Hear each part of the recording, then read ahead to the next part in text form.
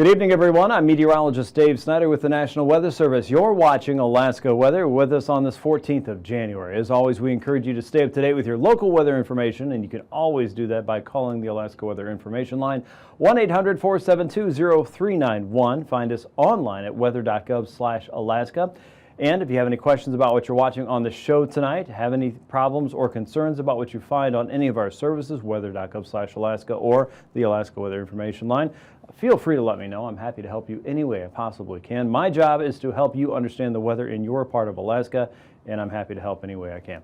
Here's a look at what we see across southeast tonight. A high wind warning is in effect right now for Juneau, and after 6 o'clock that will continue as a high wind watch. We're watching for similar conditions to be possible. They look like there's certainly that chance as we go into tonight and then onward into Thursday, in fact. So the high wind watch will continue. But for right now, high winds in the Juneau and Douglas areas for gusts up to about 60 miles per hour, and the possibility will continue after that 6 o'clock period onward as a watch. So watch for some of those changes from your National Weather Service office in Juneau if you're watching from southeast tonight.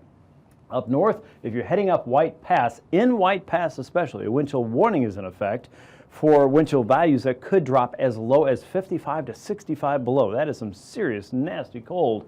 So if you're traveling up and down through White Pass, heading in and or out of the Yukon, have friends or family coming that way, make sure you let them know. It's a good idea to have some safety gear in the back of your trunk, of course. You're traveling through winter conditions, and they could be extreme and maybe even deadly at that level. So make sure you've got some extra safety precautions are packed away in the trunk just in case. Down below for Haines and Skagway, wind chill advisories in effect. So wind chill values will be there, probably approaching that 45 to 55 degree level, but it won't be nearly as bad as what you see at elevation in White Pass. So again, wind chill advisories and wind chill warning for some of the road systems there in northern parts of southeast tonight. Look out to the west. We have a wind chill advisory continuing for Thompson Pass at this point. Same issue. We're still looking at pretty cold weather, but on top of that, moving air, and that makes that wind chill value drop as low as 45 to 50 below at times.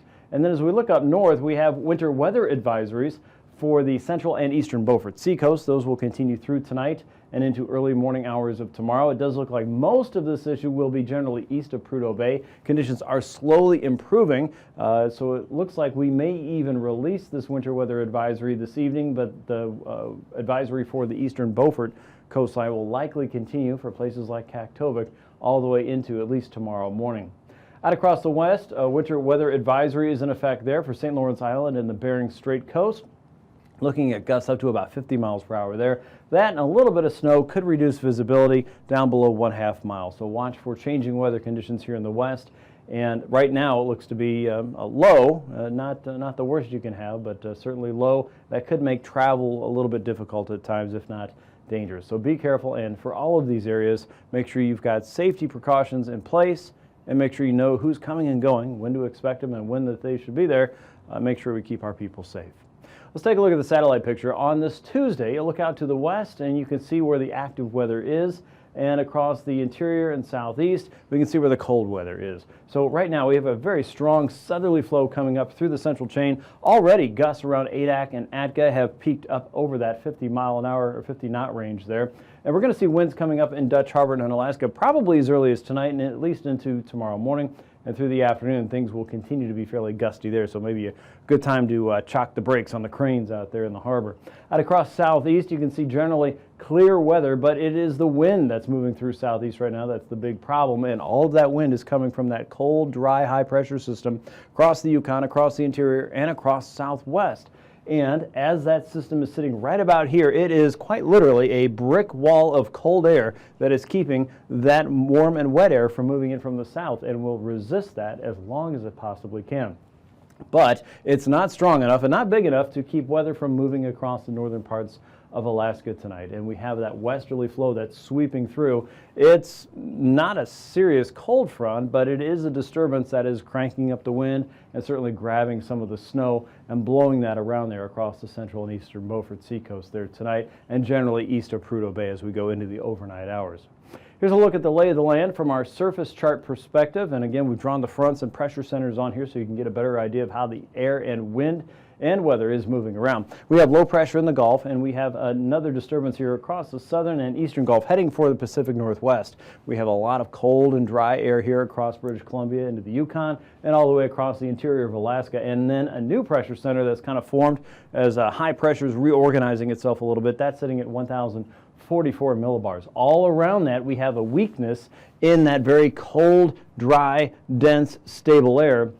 And you can see that right here. This is a valley into that, cutting into that there across the Gulf. And we have another much stronger valley cutting into that from the west. And we have another disturbance that's kind of zipping across the northern parts of the territories area as we go into today, tonight, and tomorrow. The major player on the map is that weather system out in the west at 979 millibars, and it has a friend moving across the central chain, and that's what's stirring up all the wind and the rain across the central and eastern chain this afternoon. For tonight, that boundary will kind of reorganize a little bit there. The low pressure system drops to 995 millibars, and winds will be fairly stiff out of the south and probably the southeast at times for Adak and Atka, and eventually Nikolsky, Unalaska, and Dutch Harbor.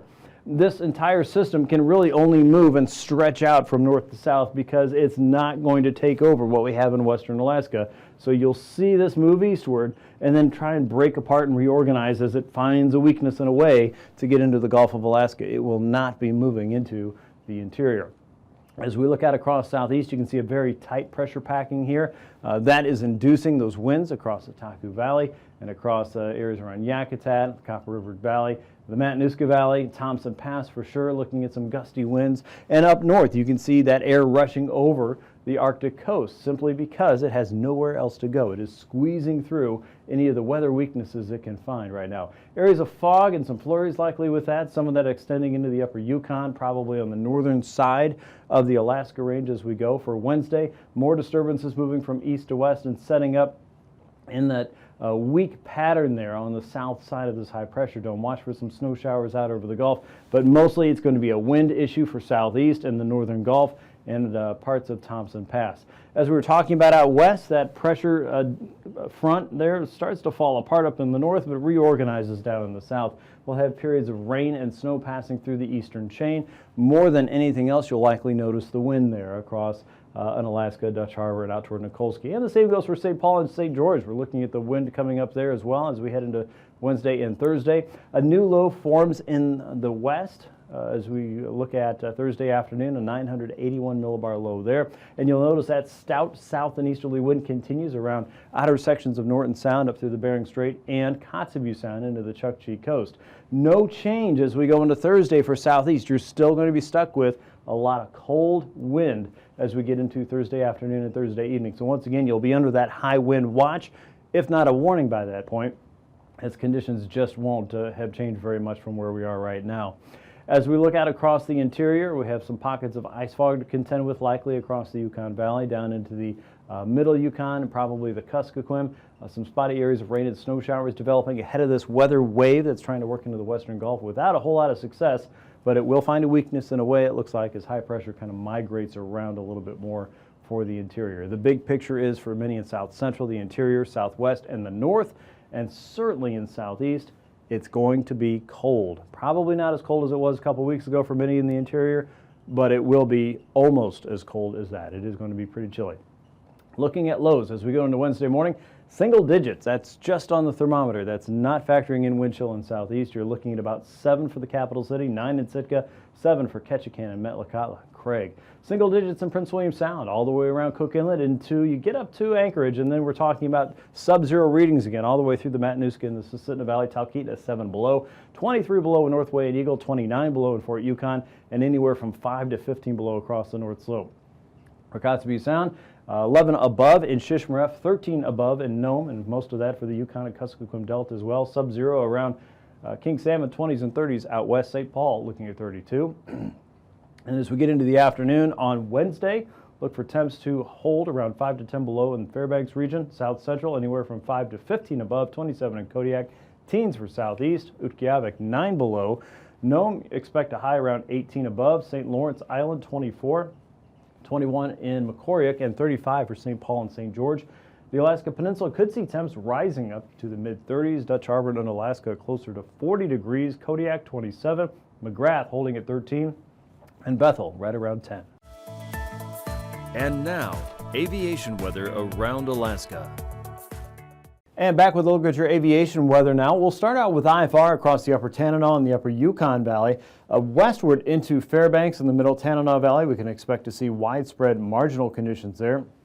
And also across the middle Yukon, Norton Sound, Seward Peninsula, and into the Kotzebue Sound. Watch for MVFR conditions to last throughout the overnight and early morning hours. IFR will spread north and south along a frontal boundary and disturbance that's slowly working eastward. You'll see it doesn't make a whole lot of progress by Wednesday afternoon. Generally VFR across west and southwest. The IFR across eastern parts of the interior diminishes and may be left with only marginal conditions there. Southeast still looking pretty good throughout the morning and into the afternoon.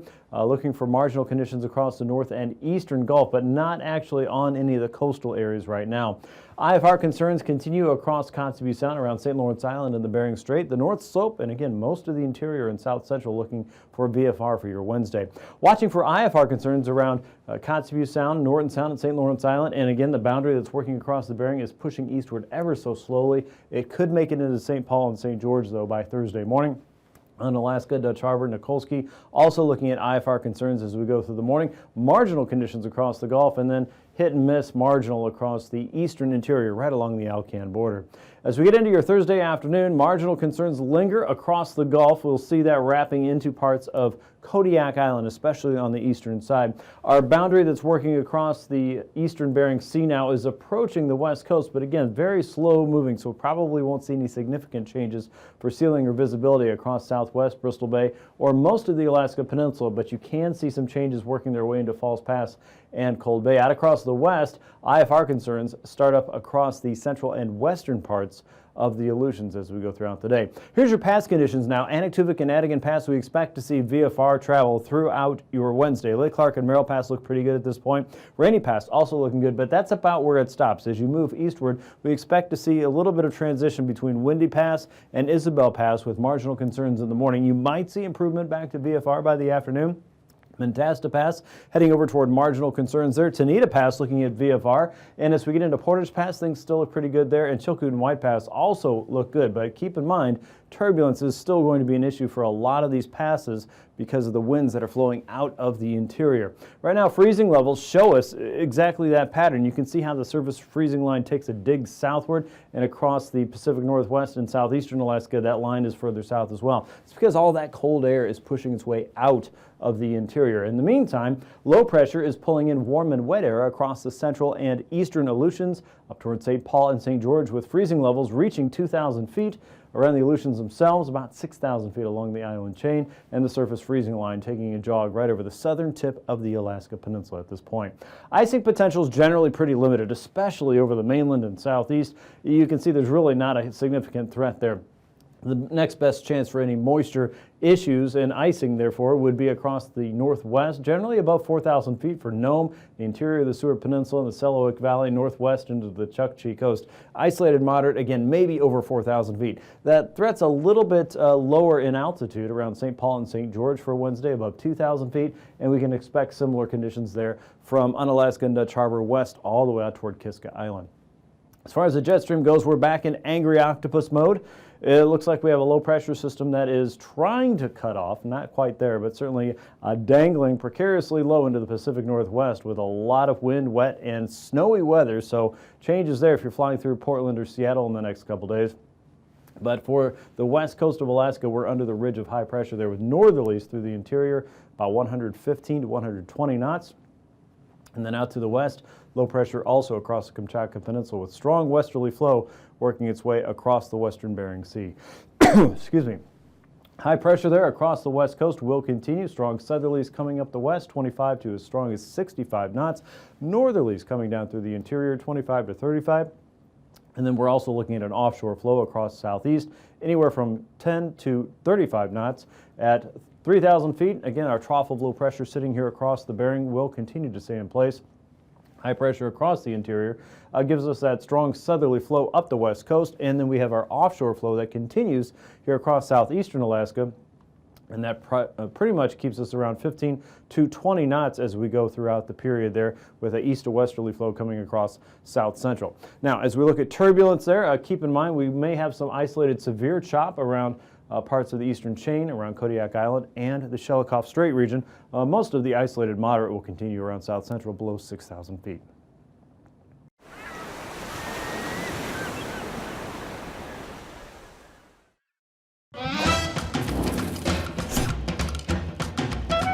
Why is plastic marine debris so common? We know there's trash in the ocean. Unfortunately, a lot of it is plastic. We find plastic everywhere, from the ocean floor to surface. The plastics are all shapes and sizes and all different types. We find plastics on beaches, and also inside animals' stomachs or wrapped around their bodies. That's bad news for our ocean and the animals that live in it and near it. It's also bad news for us. A recent study from the University of Georgia estimated that 8 million metric tons of plastic trash enters the ocean every year. That's like putting 5 bags filled with plastic on every foot of coastline in the world. That's a lot of plastic in the ocean, and it's there because, well, we put it there. The 5 most common items found during the International Coastal Cleanup are plastic cigarette butts, food wrappers, plastic beverage bottles, plastic bottle caps, and plastic straws and drink stirrers. Notice anything in common with those? It's a lot of single-use, disposable plastic. It goes without saying, we produce too much waste. That waste ends up in the ocean when we litter or don't recycle. Plastic is an important part of our modern lives. We use it for a lot of good things. But we need to take responsibility for how much we use every day and where it goes when we're done with it. The 3 R's can help, and it's up to every single one of us to practice them. Reduce your use of disposable plastic. That's anything you use once and throw away. Just use less. Reuse disposable plastics when possible. A plastic bottle makes a great coin piggy bank or watering can. The possibilities are endless. Recycle anything that can be recycled so it stays out of landfills, where trash can blow away. Ocean plastic is a huge problem that's only going to get worse. Unless we change our ways, we can do better for the ocean and for us.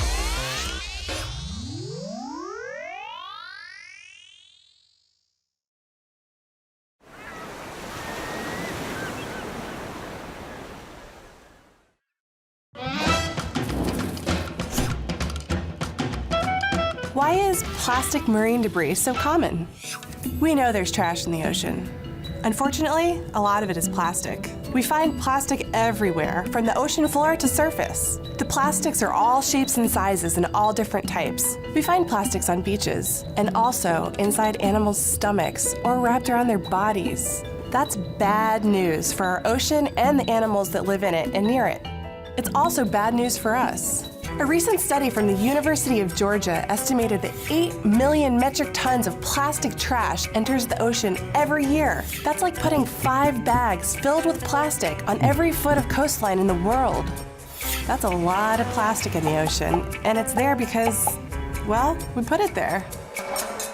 The 5 most common items found during the International Coastal Cleanup are plastic cigarette butts, food wrappers, plastic beverage bottles, plastic bottle caps, and plastic straws and drink stirrers. Notice anything in common with those? It's a lot of single-use, disposable plastic. It goes without saying, we produce too much waste. That waste ends up in the ocean when we litter or don't recycle. Plastic is an important part of our modern lives. We use it for a lot of good things. But we need to take responsibility for how much we use every day and where it goes when we're done with it. The 3 R's can help, and it's up to every single one of us to practice them. Reduce your use of disposable plastic. That's anything you use once and throw away. Just use less. Reuse disposable plastics when possible. A plastic bottle makes a great coin piggy bank or watering can. The possibilities are endless. Recycle anything that can be recycled so it stays out of landfills, where trash can blow away. Ocean plastic is a huge problem that's only going to get worse. Unless we change our ways, we can do better for the ocean and for us.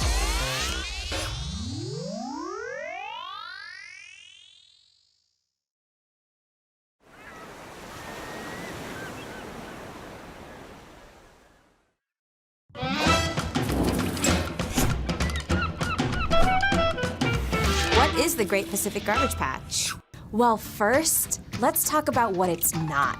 It's not a floating island of trash like a garbage dump or a landfill. It's also not the only patch. They exist all throughout the ocean, and the Pacific garbage patch just happens to be the most famous. Garbage patches are large areas of marine debris concentration that are formed by rotating ocean currents called gyres, kind of like big whirlpools that suck things in. A garbage patch is made up of tiny plastic pieces called microplastics that are less than 5 millimeters long. It's more like pepper flakes swirling in a soup than something you can skim off the surface. You might come across some larger items like plastic bottles, but it's possible to sail through a garbage patch and not see anything. And they're a big problem for the ocean and us. People often ask why we can't just scoop up all the marine debris in the ocean. And the answer is, unfortunately, it's just not that simple. The first challenge is the sheer size of these garbage patches. They're huge. They're constantly moving with ocean currents. And there's debris from the ocean surface all the way down to the sea floor. Not to mention all the marine life we would disrupt if we tried to just scoop up debris. So what can we do? Well, the ultimate solution is prevention. And we need to keep that as our highest priority. We can reduce, reuse, and recycle to keep trash out of the ocean in the first place. And we can participate in things like shoreline cleanups. It's a lot easier to deal with debris before it gets to the ocean. Because until we stop marine debris at the source, we'll just be cleaning it up forever.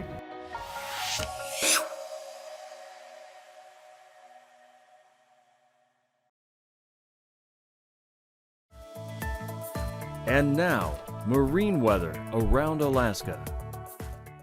Take Alaska weather. Let's start off with the marine forecast, looking at the sea ice conditions. You can see the pack ice slowly retreating north, with openings developing just north of St. Lawrence Island and also into Norton Sound. And also we analyzed a little small opening just north of Dehne. Looking at Wednesday's marine forecast for southeast, strong northerly winds across inside waters across Lynn Canal, Stevens Passage, 25 to 40.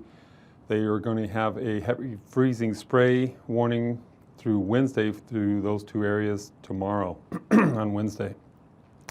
Otherwise, southern inside waters generally from the north at 20 knots. Otherwise, across much of the Gulf, winds generally from the east or northeast at 25 to 30 with seas as high as 8 feet.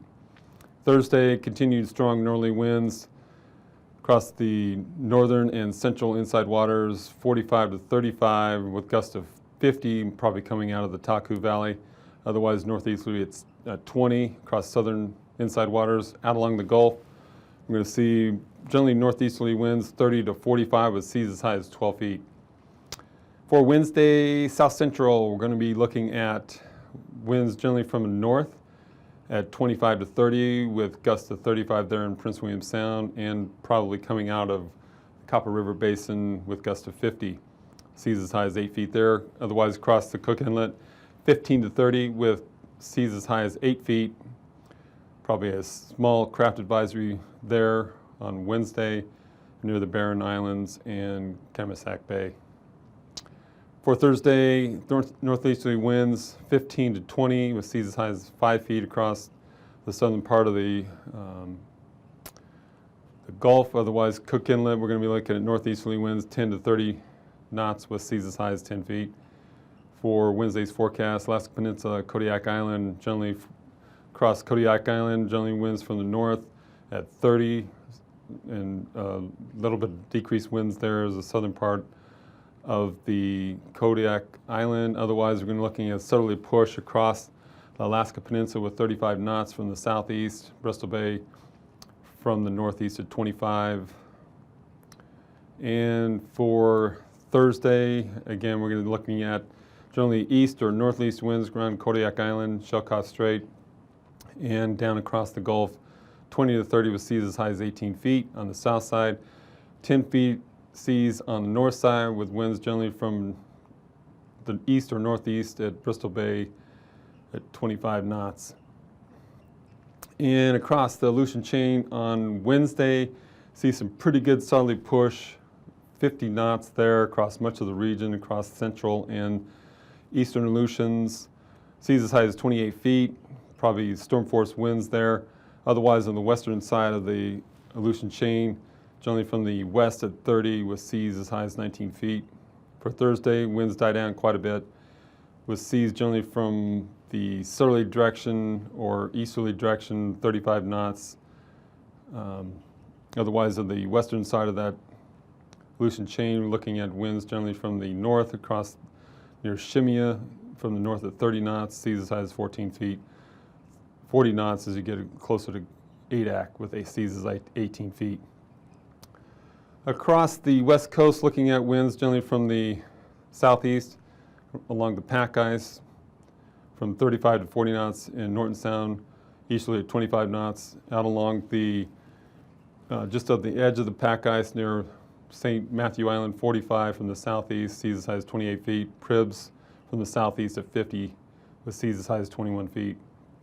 And for Thursday, again, winds from the southeast, 30 to 40 knots along the pack ice. And then just along the edge, seas from the south or southwest at 20 to 40, seas as high as 23 feet near St. Matthew.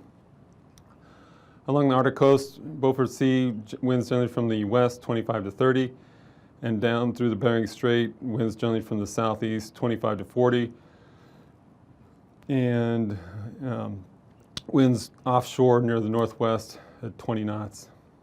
For Thursday, Beaufort Sea, winds generally from the southeast at 15 knots, Bering Strait, 30 to 40 knots along the pack ice. For tonight's weather, again, a very strong frontal band through the Bering Sea with variable precipitation and generally high pressure through much of the mainland. These forecasts are for planning purposes only. Call 1-800-WX-BRIEF for a formal pre-flight briefing. Always file a flight plan before you go flying. The U.S. Coast Guard Auxiliary urges you to leave a float plan with a friend or the harbor master before you go boating.